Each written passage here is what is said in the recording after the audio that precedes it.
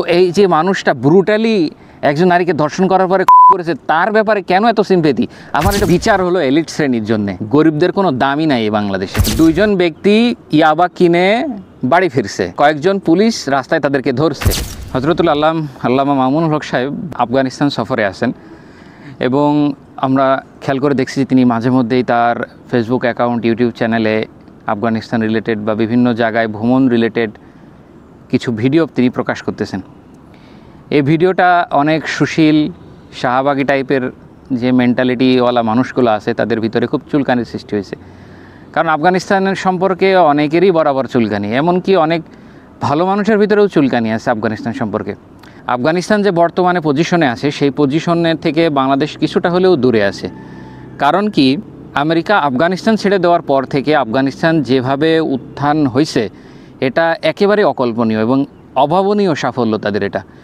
এর কারণ তাকওয়া, নিঃসন্দেহে আল্লাহ তাআলার ভয় এবং নেতাকে মান্য করে চলা।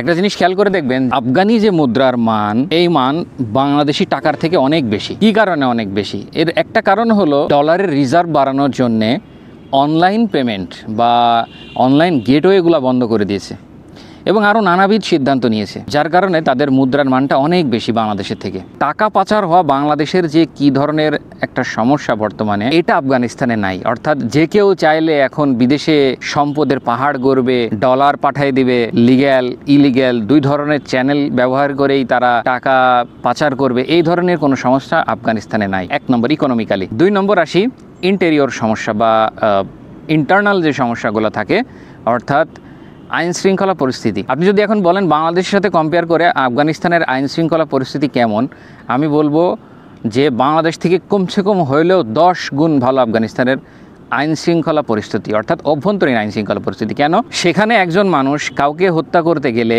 তাকে 100 বার ভাবতে হয়, সে যে কাজটা করবে তার সাথেও ঠিক সেম ব্যবহার করা হবে। অর্থাৎ সে যদি কোনো মানুষকে দুনিয়া থেকে বিদায় করে, তাকেও দুনিয়া থেকে বিদায় হওয়ার চিন্তা মাথায় নিয়েই এই কাজে লাভতে হবে। এক। দুই, কাউকে যদি ধর্ষণ করার চিন্তা করে, কাজটা করা দূরের কথা, এই চিন্তা তাদের মাথায়ও আসে না সে একজন নারীকে ধর্ষণ করবে। কারণ ধর্ষণের যে শাস্তি আফগানিস্তানে বর্তমানে আছে, এই শাস্তি যদি বাংলাদেশে প্রয়োগ করা হতো সেম অবস্থা হইতো। শাস্তি একটা অনেক দামি জিনিস। বর্তমানে বাংলাদেশে একজন ধর্ষণকারীর শাস্তি যে এরকম চলে, এটা আমার মনে হয় যেন মানে যে ভিকটিম হয়েছে সে ভিকটিমকে যদি সুবিধা দেওয়া হতো বা সেই ভিকটিমকে যদি কোনো সুযোগ দেওয়া হতো যে আপনার কন্যা, আপনার মা বা আপনার বোন যেরকমভাবে ক্ষতির শিকার হয়েছে, এই ক্ষতির প্রতিশোধ আপনি নিজে নেবেন, আমি মনে করি না কোনো মানুষ অবলীলায় মাফ করে দিত। রিভেঞ্জ বলে একটা কথা আছে, এই রিভেঞ্জ প্রত্যেকেই নিত, শুধু নর্মালি কাউকে ক্ষতি করার রিভেঞ্জ না, দুনিয়া থেকে বিদায় করার রিভেঞ্জ নিত সকলে। যারা এখন আফগানিস্তানের বিষয়ে নাক ছিটকায়, এদের ভিতরে বিশেষ করে সাংবাদিক রিলেটেড বা সুশীল রিলেটেড যে সমাজ আছে, এদের ভিতরে যদি কেউ বা এদের কোনো মা বোন বা এদের কোনো রিলেটেড যদি ধর্ষণের শিকার হয়, দেখবেন কি অবস্থা করে। তখন যদি তাকে বলা হয় তুমি এই ধর্ষণের বিচার কি চাও, ওই কথাটাই বলবে যেটা আফগানিস্তানে বর্তমানে অ্যাপ্লাই করা আছে। কারণ যখন নিজের হয় তখন সবাই বুঝে, অন্যের হইলে বিষয়টাকে বুঝতে চায় না। নিজের ক্ষতি হলে নিজের ক্ষতিটা কিন্তু সবাই বুঝে। তালেবান সরকার যখন প্রথম আফগানিস্তানে ক্ষমতা দখল করে, এর কিছুদিন পরেই মিডিয়াতে দেখছি এরকম একজন ব্যক্তি একজন শিশুকে ধর্ষণের পরে হত্যা করছে। ঠিক ওই ব্যক্তিকেই ঠিক সেম ভাবে যে সে শিশুকে যেভাবে ক্ষতি করছে, তাকে ওইভাবে হত্যা করে ক্রেন দিয়ে, ক্রেনের দড়ির সাথে বেঁধে পুরা শহর ঘোরানো হয়েছে। অবশ্যই মারার পরে, না মেরে না, জ্যান্ত অবস্থায় না। এইটা দেখার পরে আফগানিস্তানের ধর্ষণ লেভেলটা যদি এখানে থাকে একদম মাটির নিচে নেমে এসছে। হ্যাঁ, অনেকেই গোসান্বিত হয়ে বা শয়তানের প্ররোচনায় এখনও করছে, কিন্তু সহজে কেউ এই কাজ করার সাহস পায় না। এই কারণে সেই দেশের নারীরা যে পরিমাণ নিরাপদ, বাংলাদেশের নারীরা তার তুলনায় 100 গুণ পিছিয়ে, এবং এটা আপনাকে মানতেই হবে। চ্যালেঞ্জ দিলাম আমি। পক্ষান্তরে বাংলাদেশের অবস্থা চিন্তা করেন, কি অবস্থা বাংলাদেশে আল্লাহু আকবার কবীরা, মানে এমন কোনো জেলা নেই যে প্রত্যেক দিন ওইখান থেকে একটা ঘটনা না আসে যে ধর্ষণের পরে হত্যা করা হয়েছে, ধর্ষণের পর অপহরণের পরে ধর্ষণ করা হয়েছে এবং তারপরে হত্যা করা হয়েছে। অভাব নাই। এর শাস্তি কি? এর শাস্তি হলো নর্মাল জেল, জাস্ট জেলে যাবে, 6 মাস জেল খাটবে। যদি সে টাকাওয়ালা হয়, তার টাকা পয়সার যদি অভাব না থাকে, সে টাকা মানে কোর্টে উকিলকে দেয়, আবার অনেক সময় পুলিশকে দেয়, ব্যাস বাইর হয়ে চলে আসে। অর্থাৎ যে মানুষটা স্বজন হারাইলো তার কষ্টটা বোঝার কেউ নেই। দ্যাট মিনস বিচার হলো এলিট শ্রেণীর জন্য, গরিবদের কোনো দামই নাই এই বাংলাদেশে। ঠিক সেম ভাবে অন্যান্য অপরাধগুলো ধরলেও সেম কাহিনী চলতেছে বাংলাদেশে। অথচ আফগানিস্তানের অবস্থা কম্পেয়ার করলে দেখা যায় সে দেশের মানুষ বাংলাদেশের মানুষের তুলনায় অনেক সুখে আছে। থার্ড সেটা হলো মাদক। বাংলাদেশে আপনি যেখানে হাত বাড়াবেন না কেন, জাস্ট একটু পকেটের ফাঁকে বা একটু ফাঁক করে হাত ঢোকাবেন, দেখবেন যে সেখানে মাদকের সয়লাভ। কিন্তু আফগানিস্তানে বর্তমানে মাদকের অবস্থা কি বলতে পারবেন? মাদক এমন পর্যায়ে তারা নামিয়ে নিয়ে এসেছে যে মাদক সেবী ছিল তারকে রাস্তা থেকে উঠায় নিয়ে যে ধরে নিয়ে যে ঠিক রিহ্যাবিলিটেশন সেন্টারে রাখার পরে তাদেরকে সেলাই মেশিন থেকে শুরু করে যে কাজগুলো মানে তাদেরকে শিক্ষা দিলে, ট্রেনিং দিলে তারা করে খেতে পারবে, এইরকম পর্যন্ত তাদের জন্য রিহ্যাবিলিটেশনের ব্যবস্থা করা হয়েছে। আর যারা এরপরেও ছাড় নেই তাদেরকে মানে এমন শাস্তির মুখোমুখি হয়েছে যে মাদক খাওয়া তো দূরের কথা, শোকা তো দূরের কথা, বেচা কেনা তো দূরের কথা, কেউ চিন্তাও করতে পারে না মানুষ। আচ্ছা, এটা আমরা চাই না? এটাও তো আমরা চাই। বাংলাদেশে চিন্তা করেন, যে মাদক দমন করবে সেই আগে মাদক যায় খায়। দুইজন ব্যক্তি ইয়াবা কিনে বাড়ি ফিরছে, কয়েকজন পুলিশ রাস্তায় তাদেরকে ধরে তাদের কাছ থেকে ইয়াবাগুলা কেড়ে নিয়ে এসে নিজেরা এসে খাইছে। অভাব নাই এরকম খবরের বাংলাদেশে। তো এগুলো অভ্যন্তরীণ অবস্থা। কে চায় না এই ধরনের অবস্থা হোক বাংলাদেশে? সকলেই চায়,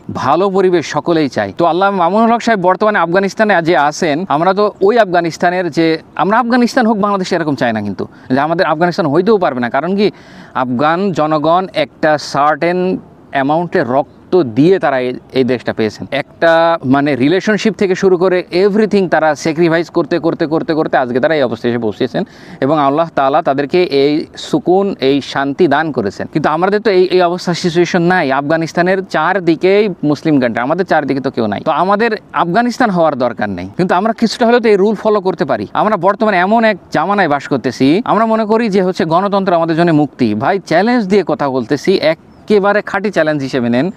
গণতন্ত্র অথবা ডেমোক্রেসি শব্দের অর্থ আমরা মনে করি government for the people, by the people, of the people. No, it's not for the people, it's only for the rich people. And গণতন্ত্র শব্দের অর্থই হইল আমেরিকার গোলামি, একেবারে খাঁটি বাংলায়। আপনি নিজেই খেয়াল করে দেখেন, আপনি লাস্ট কবে একজন ধর্ষণকারীর এবং ধর্ষণ করার পরে যে ওই নারীকে হত্যা করছে তার ফাঁসি দেখছেন? আপনি নিজেই বলেন। যখন এই ফাঁসি দিতে যাবে না, আমেরিকা, ইউরোপীয় ইউনিয়ন, এগুলো হাবি জাবি পশ্চিমা এগুলো সবাই এসে বলবে না, ফাঁসি দেওয়া যাবে না। তো আপনি যখন একজন ধর্ষণকারী কেন ফাঁসি দেওয়া যাবে না? বলে একজনের লাইফ নষ্ট করা যাবে না। ভাই, কেমনে? তো এই যে মানুষটা ব্রুটালি একজন নারীকে ধর্ষণ করার পরে খুন করেছে, তার ব্যাপারে কেন এত সিম্পেথি? আমার এটা বুঝেই আসে না। তো আমেরিকা প্রেসক্রিপশন দিয়ে দিয়েছে যে না, এভাবে কাউকে ফাঁসি দিয়ে হত্যা করা যাবে না। ব্যাস, আমরা পড়ে গেছি বিপদে। এখন জায়গায় জায়গায় এই ধরনের ধর্ষণের খবর শুনি, হত্যার খবর শুনি, কোনো শাস্তি নাই। আর যারা এই ধরনের কাজ করে তারাও বুঝে গেছে, ভাই আমি তো বড় জোর হলে জেলে যাব, 5-6 মাস জেলে থাকবো, ধরলাম 1 বছর জেলে থাকবো, টাকা দিব, বাইরে হয়ে চলে আসবো। এই কারণে অহরহ বাংলাদেশে হত্যা, ধর্ষণ, ডাকাতি চলতেই আছে। আপনারা জিনিস খেয়াল করে দেখেন, প্রথম যখন র্যাব তৈরি হয়েছিল, আমরা খুব খেয়াল করে দেখছিলাম, তখন খুব ছেলে ধরা, আমরা ছোটো ছিলাম তখন, খুব শুনতাম ছেলে ধরা। আমাদের মা বাবারা বাইরে যেতে দিত না খুব একটা সহজে, কারণ ওই ধরেই মাইক্রোর ভিতরে উঠাই নিয়ে চলে যেত, নিয়ে যে পাচার করে দিত, বিক্রি করে দিত, এরকম বহুত শুনছি। যখনই র্যাব আসলো, আর একটা শুনছি যে রাত পার্টি, রাতে তো কেউ সন্ধ্যার পরে কেউ বাইরে হতো না, একদম তালামেরা ঘরের ভিতরে থাকতো। তখন ইন্টারনেট যুগ ছিল না, কারেন্টে একটু স্বল্পতা ছিল। তো রাত পার্টি যখন এরকমভাবে র্যাব আসার পরে ক্রস ফায়ার দেওয়া শুরু করলো, তখন মনে করেন যে এই ঠান্ডা হতে শুরু করলো। ভাই, অপরাধ দমনের সবচেয়ে বড় সিস্টেম হলো একজন অপরাধী যে অপরাধ যেভাবে করছে সেম অপরাধ সেমভাবে তার সাথে করতে হবে। এইটাই হলো অপরাধের শাস্তি। এইভাবে যদি অপরাধ দমন না করা হয়, কোনো দিন অপরাধ নামবে না। আমরা রোগ হলে 2টা জিনিস খাই, একটা হলো প্রতিষেধক অর্থাৎ ঔষধ। একটা রোগ হয়েছে, আমরা একটা ওষুধ খাই অর্থাৎ জ্বর রাত হইলে নাপা খাই। একটা হলো প্রতিষেধক, একটা প্রতিরোধক। আপনি প্রতিরোধকও নিতে পারবেন না, প্রতিষেধকও নিতে পারবেন না যদি আমেরিকার গোলামি করতেই থাকেন। That means democracy. তাহলে আমরা কীভাবে চলবো? আমরা বলবো যে ডেমোক্রেসির ভিতরে যারা মোটামুটি ইসলামকে নিয়ে রিপ্রেজেন্ট করে এবং যারা মোটামুটি হকের উপরে আছে, সুন্নাত মানে তাদেরকে আগিয়ে দেওয়ার চেষ্টা করা। সেটা যে কোনো দলই হতে পারে। যদি শুধু সুন্নাত আচ্ছা বাদ দিলাম, ধরেন গণতান্ত্রিক পন্থায় যারা অপরাধ দমনের ক্ষেত্রে সবচেয়ে গুরুত্বপূর্ণ ভূমিকা পালন করে। আবার একটা বিষয় আপনাকে বলি, যত হত্যা ধর্ষণ বিগত 15-16 বছর বা বিগত বছরগুলো আপনি দেখবেন, যত হত্যা ধর্ষণ হয়েছে কেউ না কেউ রাজনৈতিক শেল্টারে কাজ করছে। আর রাজনৈতিক শেল্টার করার কারণে রাজনৈতিক শেল্টার পাইয়া তার কোনো বিচারই হয়নি। সো যারা পাওয়ারে থাকে এরাই সবচেয়ে বেশি অপরাধ করে। ঠিক সেভাবে যারা পাওয়ারে আসবে সামনে, তারা যদি সুন্দরভাবে অপরাধকে দমন করে ওই পন্থায়, যে পন্থায় সে অপরাধ করেছে, আশা করা যায় কিছুটা হলেও জনগণ শান্তিতে থাকবে। কেউ ডাকাতি করার আগে চিন্তা করবে যে রাস্তায় দাঁড় করায় গাছ ফেলা ডাকাতি করব, এত সহজ না। আবার মোড়ের ভিতরে একটা কোনায় বসে থাকবো, একটা রিক্সা আসবে, চা পাতি দেখে তার কাছ থেকে যা চিন্তাই করে নেবো, আমার কেউ ধরবে না, আমি যা ইচ্ছা মতো মাদক সেবন করি। এই টাকা নিয়ে কী করে ভাই? টাকা নিয়ে মসজিদ মাদ্রাসায় দান করে, এই টাকা সবই যায় মাদকের পিছনে। আর এই মাদক এমন হয় এমপির গাড়িতে পর্যন্ত বিগত বছরগুলোতে শুনছি যে এমপির গাড়িতে করে মাদক চোরাচালান হয়। আপনি ইউটিউবেও পাবেন এরকম বহুত কাহিনী। আপনি আর যে কিরবিয়ার অনুষ্ঠানগুলো দেখতে পারেন, এখানে বহুত পুরাতন সিক্রেটস, জীবনের গল্প, এরকম বহুত অনুষ্ঠানে দেখবেন যে অনেকে রিভিল করছে যে এমপির গাড়িতে পর্যন্ত এই ধরনের মাদক চোরাচালান হয়। তো ভাই যেটা বলতেছিলাম, আল্লামা মামুনুল হক সাহেব যে গেছেন এবং তিনি যে ব্রিফগুলো করতেছেন, এগুলো মানবতার জন্য ভালো। আমি বাদ দিলাম জঙ্গিবাদ, বাদ দিলাম ইসলামিক আমিরাত, এটা তো বাদ দেওয়ার বিষয় না, কিন্তু কিছু সময়ের জন্য এটা অফ রাখলাম। মানবতার জন্য হলেও আফগানিস্তানের যে বিষয়গুলো আছে ভালো ভালো, এগুলো আমাদের নেওয়া উচিত। আজকে এই পর্যন্ত। আসসালামু আলাইকুম ওয়া রাহমাতুল্লাহ।